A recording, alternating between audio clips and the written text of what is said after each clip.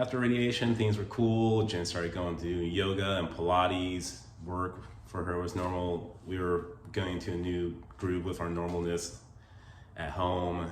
Then progression, probably over 2 to 3 weeks, her throat started to get really raw from the radiation. So pretty much like if she had a sunburn in her esophagus, and got to the point where she wasn't handling, it was hard for her to take her cancer pills and vitamins.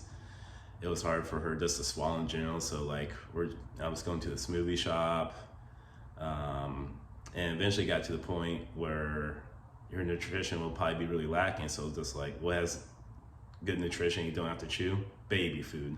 Why is baby food so expensive? I don't know, because they probably know you just pay for it. But I was there in the baby food aisle at Albertsons with another like older gentleman. He was like 6'6", and I'm just looking for like organic blah blah blah blah that Jen wanted. And this dude nudges me like this. Then he goes back to having his social distancing. This is during COVID. And it's just like, it's funny, like you have all these options, and you know, I don't know what to get my baby, because you can't talk to me, like I don't know what he wants. And he's just like, what about you? I'm just like, I didn't even look at him. And I was just like, my girlfriend has breast cancer and metastasized to her neck, and she had to get radiation, and now she can't swallow. So we're gonna try baby food. And the guy was just like, you know, like stuttering. It's like, you know, I'm so sorry to hear that. And like he went to go like, you know, like give me a quick hug, and then he retracted it, and he just finally just like fucking did it and gave me a hug. And I'm just like melting that dude's armpit for a hot minute, because I needed a hug that day. Random dude at Albertsons off of Blue Diamond. Thank you. Made me happy. Don't know his name. I'm pretty sure I can remember his face, but yeah, this, you know, it's good that people do have that emotional IQ, I guess they call it nowadays. So we tried the baby food for a bit. Didn't work. Thank God for her cousin Nikki, above average nurse practitioner. She's like, this is not right, you know. So we reached out to the doctor. The doctor prescribed a narcotic mouthwash. So this part of the story is a team of 3 of me, Kevin being the driver, her mom Vita being on the phone with the doctors, and her Aunt Annie being on the phone calling pharmacies in town. So I leave our house, I drive down to this one special compound pharmacy, get there, talk to the pharmacist, and he's like, dude, like, you know, it's gonna get me like at least a week and a week and a half to get this. I'm like, I don't got that time. She don't got that time. He says like, they pretty much send you on a wish hunt, so, you know, call Vita, you know, she calls the cancer center, and they can write for a different prescription. So I drive over to the cancer center, go there, pick up the prescription, give them the old prescription, because since it's a narcotic, blah, blah, blah, blah, yada, yada, yada. I wish they would just realize the situation, because like time was of the essence, because it was like around when like the pharmacies would close. So then Aunt Annie found one way over in Summerlin, and I drove over there, and I was on maybe Flamingo, getting ready to turn left, which would be going west. And I just started crying, just like, it should not be this fucking hard to help someone with medical issues. And I was just thinking, just like, what if we didn't have a car? What if we did have a car, what if we didn't have the extra money for all this gas I was about to burn up? Because I drove a lot. And, you know, what if we had to take an Uber when we didn't have like money for that? Just like, we would have been fucked. You know, and just like started crying, and I started like punching myself in the leg. I'm just like, I know, like my buddy Mark says, it's just like, you can't control the situation, but you can control what you do. I'm just like, I can drive fast. I have a fast car. So I was burning up them streets. I was burning up on the interstate to get to Summerlin. I get there about 10 minutes before it closed. The pharmacist just looks at me. I slide it over and goes, "Here, I need this." I'm like, pitter patter, let's get at her. And he's just like, "We don't have this, but we have something similar to this. I think the doctor might wrote it wrong." And I was about to rip my shirt off and start flipping shit. Like I was about to go full fucking Karen in this Kroger or whatever store it was. It's just like, let me call, see what I can figure out. So he ended up getting it figured out and ended up getting the mouthwash stuff. Get it to Jen with the host all at work, but she had trouble swallowing it. She just like spit it up or this little gag. And from that point, you know, Nikki was just like, you have to go to the ER. So we go to the ER, and during COVID times, like for some reason this ER was not busy, so we literally just like check in, get right in, and like I had to speak for her, so like her name, her address, her date of birth, her medical history. Like I did that like for like 3 nurses and maybe a doctor or 2, and it's just like that's a lot of work. That's like exhausting. And get to the point where say, hey, we can give her some ibuprofen, and this dude brought these big ibuprofen pills. I'm like, dude, like she cannot swallow, like this is not gonna happen. And it's just like, well, we could ground them up. And like, dude, like she can't swallow, like this is why we're here. It's like, well, we either do a depository or IV. And just like, dude, we don't do butt stuff over here either. It's just like, well, the IV is like expensive. I'm just like, and what? Like we're here for help. Like we're in the ER. It's just like, I'm not gonna argue with you over prices now. But I'm just like, dude, let's get this going. So they gave her the medication. She got like some relief. But she ended up having to be admitted into a different hospital downtown for 5 days, which was rough because it was over Thanksgiving, which is Jennifer's favorite holiday. And like during the peak of COVID, and they wouldn't let me in there. So like I would go to the hospital like every day and like deliver her stuff, like whatever she wanted, like, what if it'd be like different type of baby food or some other food. And one time I bought her something that was like warm. I think it was like a soup or something from the Starbucks. And I go inside to the hospital to the security part or the front lobby, and the security guard is this older lady and a less than athletic middle-aged guy that has a very positive BMI. And so I deliver food. I'm like, hey, this is for Jennifer, room such and such.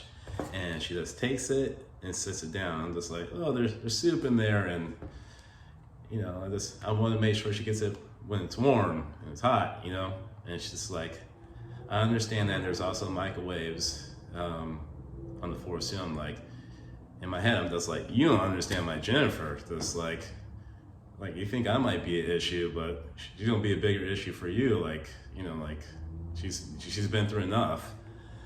And I was just like, oh, okay, don't want to push my luck because like I come back to this hospital every day. And like I'm walking away and I stopped and I look at this older lady and the unathletic, very positive BMI guy. I'm just like, I know what room she is, what floor. I see the elevator, I see the stairs. I had a 440 in high school. I'm gonna blow right through these people, but no rational person should be thinking like that. But I mean, that's what love and taking care of your loved one does. It's like, I don't want to say that's the strangest thought I've had, but just the fact of me thinking about overpowering this old lady and this unathletic guy, I'm just like, that's, yeah. But anyways, like, we made the best out of it. Like, I'll sit outside or stand outside with my skateboard and we'll talk on the phone and, just look at each other. And I could barely see her because of the tint on the glass, but like when she would wave, I'll be able to see her. So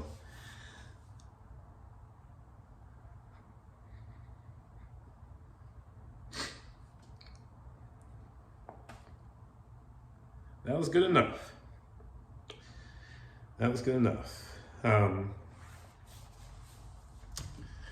And her parents wanted to make sure I had a decent Thanksgiving meal, so like they ordered me, you know, like all the stuff like you get from the grocery store and whatnot, which it wasn't bad, but it's pretty salty. I don't know if it was left over from last year. They just sprinkle a little extra on it to preserve it instead of refrigerating it, but you know, it wasn't bad. And I know some of you will be watching this video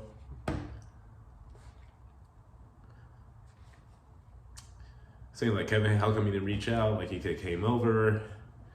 But, you know, I had COVID, you know, the risk of me getting COVID and giving Jennifer and blah, blah, blah, blah, like, might risk it. And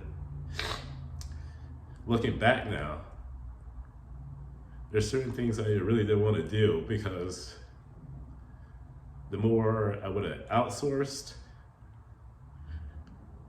the realer it would have been for me.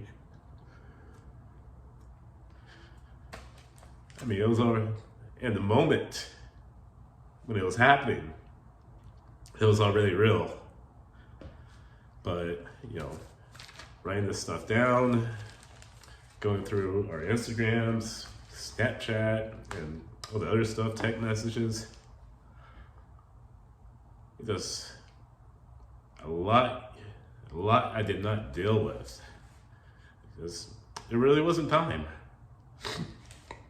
Stuff was happen, you have to react, make a plan, and go. There's no vision boards. There's no mind mapping. It's stuff like, get in and go. Get in and go. Ugh.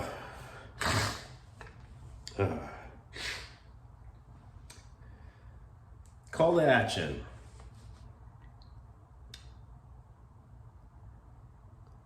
It's important to be tough, to show your grit, you know, bare your teeth sometimes. For instance, you and your family on Family Double Dare. You're in the finals. You're not gonna take a L. You're gonna pull through so your family could get, you know, that Sony Watchman, portable Watchman, that Garfield telephone, maybe a gift card to KB Toys. Or maybe just like an LA Gear skateboard or something rad like that. But if you're going through cancer treatment, you're gonna have to be tough regardless. Like, you're gonna have to be mentally tough. You're on, you know, this is gonna be like a real life American Gladiators for you, from what I saw and what I heard. But sometimes, like, when it gets to be abnormal, for the level of toughness you have consistently have to dealt with, and you get a peak, a spike in it, like, take some action. Like, I spoke about advocating, you know, for yourself, like getting these doctors' faces, nurses' faces, whoever's face, you know, just don't let it get too bad, or don't let your loved one's pain get too bad. Like, if, like I was saying, like, if it's trading sideways, it's sideways. Like, you're consistently, like, you living at like a 5 or 4, like, every day, then it shoots up to a 10, or like skyrockets above that. Like, do something. Do not wait, because it's time. It all comes down to time. Everything's time. And funny Jen story.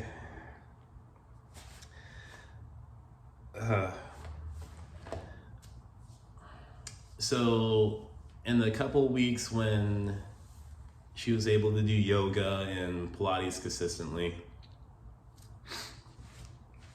I got home first, and I was cooking dinner, and she came in, and, you know, she had a smile, and this is like fresh, like when she had that like haircut bob thing, and like she dyed it purple, and this, like, she's looking all sexy as get out, and it's November, so it was like kind of cold in Vegas, and she had a little black puffy coat. Like, I have a picture in the coat, and she comes in, and we give her, I'm like, hey, I'm like, how was yoga? And she gives me a hug.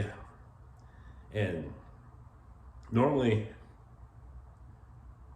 she'd turn her head this way, So she'd be looking this way, but since she had her neck fused, she wasn't able to, so she turned it that way, and she had to like tilt her body a little bit so like her face could be.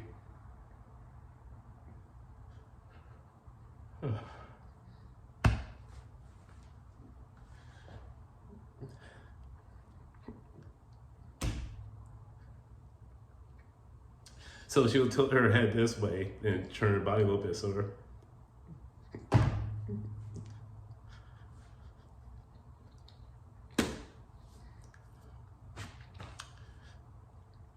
So she could look this way, so she had to tilt her body a little bit so her face could be completely flat on my chest. And she started crying. And I was trying not to cry at the time. I was just gonna let her talk. And she's just like, oh, class was so good, this and that, yada, yada, yada. And everything was fine until the end of the class, and we had to go in the chorus pose. And she says, I realize I'm gonna die. Ugh, I was biting my tongue hard. Just like, it was real hard, just trying to keep it together and just like holding her. Then she pushes away from me and says, and I was like, what am I gonna do when I come back as a cat and I don't know how to tell my parents I'm a cat and have to live with them again? And I was just like, Jesus Christ, Jim, like, how do you bring me down so low and bring me back up all in the same breath? And we laughed and we held each other, and I shed like one tear. Like I saw the Grand Cane for the first time. And, it's just that girl, I tell you what.